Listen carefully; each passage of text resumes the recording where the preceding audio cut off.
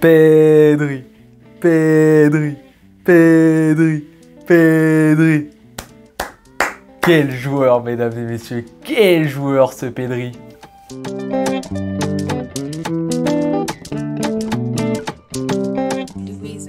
Mesdames et messieurs, comment allez-vous? Victoire 3-0 du FC Barcelone qui se relance après ses deux dernières contre-performances. On est content, victoire en Ligue des Champions, on reste bien évidemment dans l'élu premier. On a vu des choses positives dans ce match, pas mal de choses positives, mais aussi un petit peu de choses négatives et je vais en parler en fin de vidéo. Mais d'abord, commençons par ce qui s'est passé sur l'équipe type, le 11 que nous a concocté Flick pour ce match-ci avec la surprise Gérard Martin.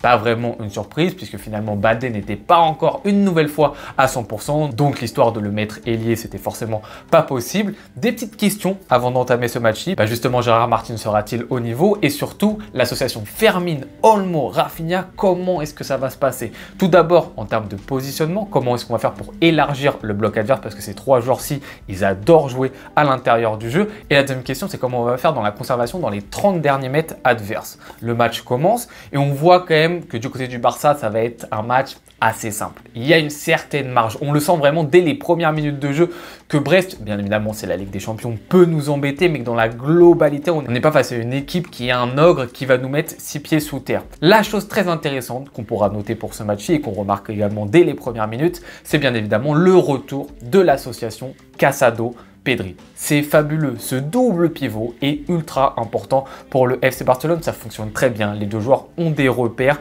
on applaudit fortement ce choix de la part de Flick. Tout d'abord, Casado, il faut le noter, faire un très bon match, il ne fait pas un excellent match, il a déjà fait mieux du côté du Barça, mais par rapport au contexte, ce qu'il a vécu sur le dernier match, c'est très bien et il faut souligner que le joueur justement a su se relever parce qu'il n'a pas fait un match dans le contenu qui était facile contre le Celta Vigo et en plus du contenu qui n'était pas fameux, il s'était pris un carton rouge. Donc tu peux être sur un joueur qui est fatigué parce qu'il a également joué en sélection nationale juste avant, qui n'a pas trop la tête à ça, qui s'est pris un carton rouge, qui est plus du tout dedans et qui a du mal 3-4 jours après à enchaîner. Là le mec tout de suite il relève la tête et ça c'est quelque chose qu'il faut souligner, qu'il faut apprécier quand on est supporter du Barça et qu'on a un Casado qui montre qu'en termes de mentalité il peut vite relever la situation. Et ensuite à côté de lui, mesdames et messieurs, on a Pedri, Pedri Potter, Pedrinho, ce que vous voulez. Quel joueur, quel ovni, quel extraterrestre, quel alien. C'est magnifique d'avoir un joueur pareil, un joueur élégant, un joueur classe, un joueur décisif, un joueur qui fait avancer son équipe, un joueur qui est collectif. C'est la beauté même, c'est l'élégance pure, c'est la sobriété pure. C'est un magnifique joueur. On l'a vu même faire à 2-3 reprises le petit geste que faisait Xavi, vous savez, quand il prend la balle et qui tournait un petit peu sur lui-même. Un joueur que j'affectionne, que j'adore. Un joueur Pedri qui a toujours 1-2 temps d'avance, qui lit le jeu. Et quand il est dans cette situation-ci, à côté de Casado, qu'il a le jeu devant lui, mais quel plaisir. On l'a dit sur les deux derniers matchs. Oui, il était un peu plus haut en tant que numéro 10 ou dans le demi-espace. C'est plus compliqué de le trouver, on ne le voit pas. Mais donnons la possibilité à Pedri d'avoir le jeu en face de lui. C'est le joueur qui va justement temporiser et qui va dicter le ton du FC Barcelone tout simplement. C'est lui qui dicte. Est-ce qu'on doit accélérer? Est-ce qu'on doit ralentir? C'est lui qui décide. Et c'est des joueurs magnifique. C'est pour ce type de joueur qu'on paye pour aller au stade. C'est pour ce type de joueur qu'on aime ce sport, qu'on aime le football. Ce sont des magiciens.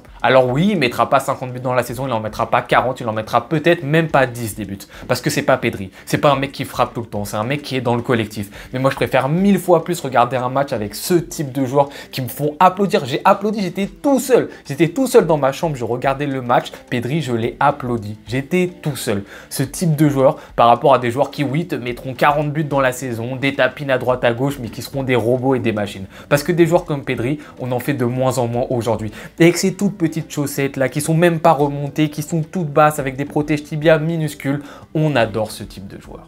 Autre chose très intéressante à côté du retour du double pivot Casado-Pedri, c'est l'utilisation des espaces de la part de Rafinha et Fermin Lopez, mais surtout de la part de Rafinha. Comme je vous l'ai dit en introduction, moi une de mes interrogations, c'était comment est-ce que les joueurs vont se positionner pour élargir le bloc adverse avec des joueurs qui adorent jouer à l'intérieur offensivement.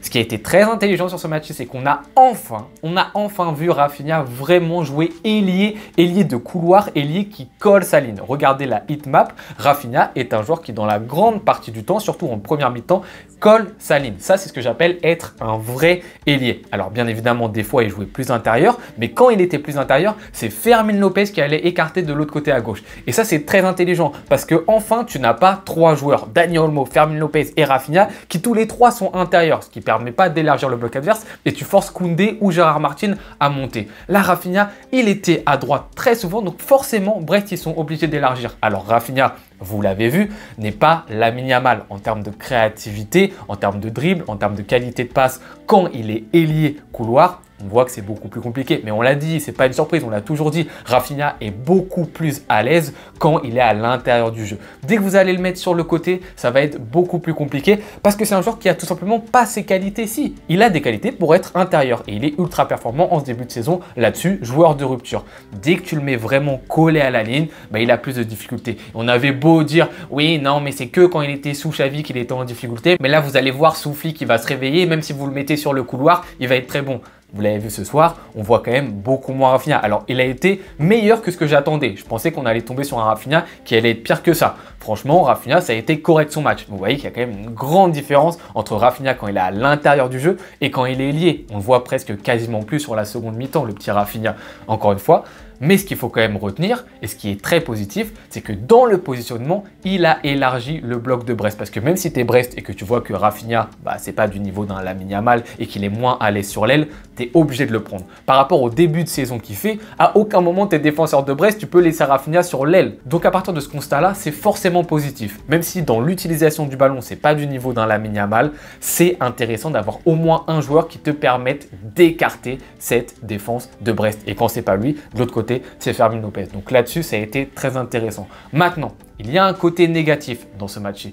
Le côté négatif, c'est justement l'utilisation du ballon des trois joueurs de devant, sans compter Lewandowski, c'est-à-dire Dani Olmo, Fermin Lopez et Rafinha. Je l'ai également dit en introduction, la problématique autour de ces joueurs, c'est l'élargissement du terrain, mais aussi et surtout le problème de conservation du FC Barcelone. Et ça date depuis le premier match contre Valence de la saison. Cette difficulté qu'a le Barça de conserver la balle dans les 30 derniers mètres adverses. On l'a dit, en défense, aujourd'hui, ça a très bien fonctionné.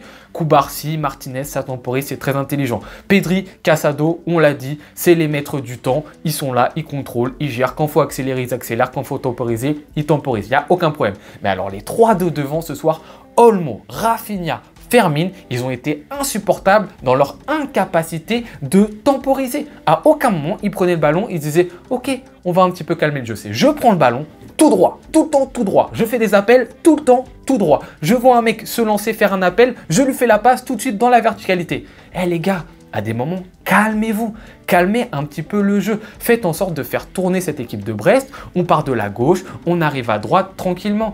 Mais patience, ayez un petit peu plus de patience, s'il vous plaît. Parce qu'à bombarder tout le temps, nous, on n'arrive pas à structurer notre bloc. Et en plus de ça, on va avoir moins de diversité dans les actions et dans les occasions qu'on va pouvoir mettre en place face à notre adversaire. Donc oui, là, sur ce match, bien évidemment, contre Brest, on a une marge qui est assez grande pour pouvoir se contenter et se limiter de faire ça. Ok, Fermin, Olmo et Rafinha, ils vont tout le temps aller vers l'avant, ça passe parce que c'est Brest et tu gagnes 3-0 sans vraiment forcer ton football. Mais justement, face à ce genre d'équipes qui sont un petit peu plus faibles, il faut préparer cette conservation. Parce que quand Lamine Yamal il est là, ça se passe tout de suite mieux. Parce que Lamine Yamal, typiquement, lui, c'est un joueur qui est capable de conserver le ballon. Vous voyez, souvent Lamine Yamal, même il prend la balle, il fait hop, hop, hop, hop, hop, on se calme. Alors que des fois, on a envie de lui dire continue tout droit, continue tout droit. Mais lui, il arrive à temporiser. Il prend la balle, hop, petite passe et ça revient en arrière. Là, les joueurs que je vous citais, ils savent pas le faire. Du coup, profitez de ces matchs-ci pour apprendre à le faire. Contre Belgrade, j'ai vu les joueurs bien le faire. Contre l'Espagnol, j'ai vu les joueurs bien le faire. Justement, ils se sont servis de petits matchs pour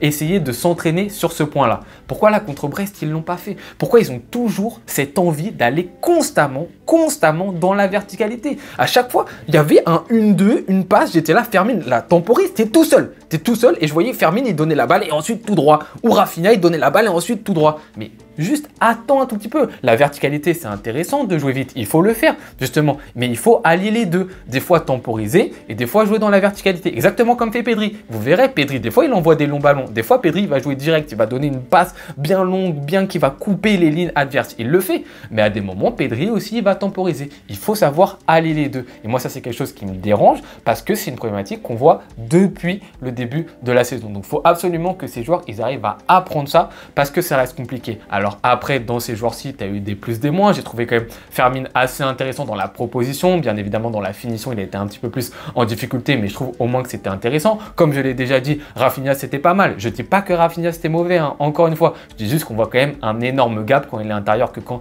il est sur l'aile. Selon moi, le plus en difficulté sur le match, dans le contenu global, c'est Dani Olmo sur ce match-ci. Donc après le Celta Vigo, on a dit il n'était pas vraiment dedans. Ça fait un deuxième match. Il arrive un petit peu à se sauver avec son but qui est magnifique. Et d'ailleurs là-dessus, Dani Olmo, je pense que en Europe, dans la surface de réparation, dans la zone où ça compte, c'est l'un des meilleurs joueurs du monde. Typiquement, c'est un des seuls joueurs qui arrive à arrêter le temps. Tu vois Dani Olmo, il est tranquille, il prend la balle, il contrôle orienté. Tu as l'impression qu'il a 6 temps d'avance sur son adversaire quand il est dans la surface de réparation. Un peu comme le but qu'il met contre l'équipe de France à l'Euro devant Tchouaméni, il me semble. Il fait quelque chose que personne ne va faire, c'est-à-dire que dans la surface de réparation, beaucoup de joueurs s'agitent, sont en zone de panique, sont en zone de stress. Dani Olmo, lui, il a une qualité de malade mental et comme il est sûr de sa qualité technique, il arrive à arrêter le temps et c'est magnifique. Il prend cette balle, beaucoup de joueurs auraient tiré directement. Lui, il contrôle, il arrive à passer son défenseur et ensuite il ajuste bien le gardien, c'est très intéressant. Et d'ailleurs, sur une passe décisive de Gérard Martin, j'en profite pour parler de Gérard Martin qui fait un bon match. Il faut le souligner. On a beaucoup tiré sur lui. À juste titre, il n'était pas bon, il n'était pas au rendez-vous, il était trop stressé. Il faut féliciter le fait que Gérard Martin se soit aussi relevé sur ce type de match. Et donc, il faut féliciter aussi également Flick qui a permis à Gérard Martin de se relever parce que c'est Flick qui justement lui accorde sa confiance match après match, qui permet aux joueurs de se dire bon, j'ai la confiance de mon coach, au bout d'un moment, je vais me réveiller. Alors, ça ne veut pas dire, encore une fois, que c'est Alba Prime, Gérard Martin. Bien évidemment, il reste numéro 2 derrière Baldé. Mais ça fait plaisir parce que justement, cette confiance qu'accorde Flick, elle est récompensée ce soir par un Gérard Martin qui répond présent. Donc il faut aussi le souligner parce qu'on dit quand Gérard Martin n'est pas au rendez-vous, mais il faut le dire également quand il répond présent. Donc voilà, mesdames et messieurs, un Barça qui gagne 3-0, doublé de Lewandowski qui met son 100e et 101e but en Ligue des Champions, c'est à noter. Un Pedri MVP extraordinaire, magicien, un Gérard Martin qui se relance un peu, un Dani Olmo pas fameux, mais qui arrive à marquer un très beau but, mais surtout un FC Barcelone qui gagne, qui se ressaisit, qui se fait plaisir, qui arrive à gagner en Ligue des Champions sans encaisser de but face à une équipe qui était un peu une équipe surprise en ce début de saison en Ligue des Champions. On a bien vu finalement qu'ils étaient quand même très loin du niveau d'une grande équipe de Ligue des Champions et c'est tout à fait extraordinaire ce qu'ils arrivent à faire pour l'instant quand même. Bref, donc félicitations à eux, félicitations également à leur public qui a été assez chaud d'ailleurs ce soir au Montjuic. Voilà. On est assez content, on essaie de tirer le positif, mais aussi d'analyser les points de difficulté du Barça. Prochain match contre Las Palmas, ça sera à la maison, mais ça sera sans Casado. Il faut le souligner, ça va être compliqué d'essayer de trouver une alternative. Je vous remercie beaucoup, les amis, d'avoir suivi cette vidéo jusqu'au bout. Je vous laisse me dire, vous, vos tops, vos flops sur ce match-ci. On se retrouve très bientôt pour une nouvelle vidéo. À tout bientôt. Ciao.